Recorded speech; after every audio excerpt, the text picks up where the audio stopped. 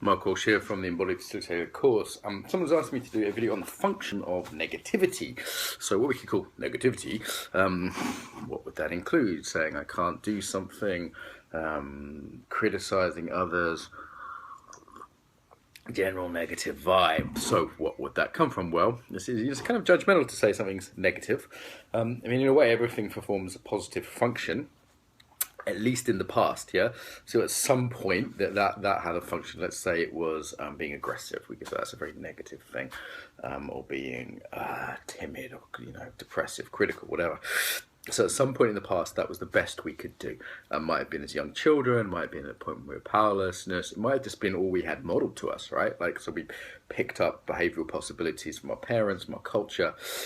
So this supposedly negative thing was the best thing we could do.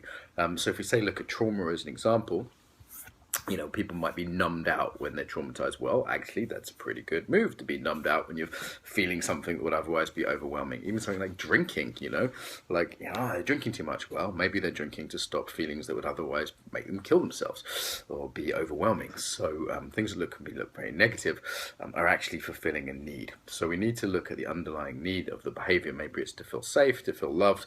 Maybe someone feels important when they criticize others. Maybe by being aggressive, someone feels safe. There's often fear behind anger, for example, and aggression.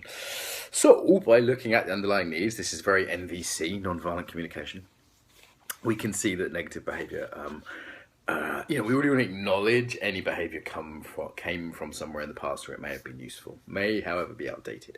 This is personal growth. Jamie Catto was a friend of mine who's doing a webinar last night, was talking about this stuff.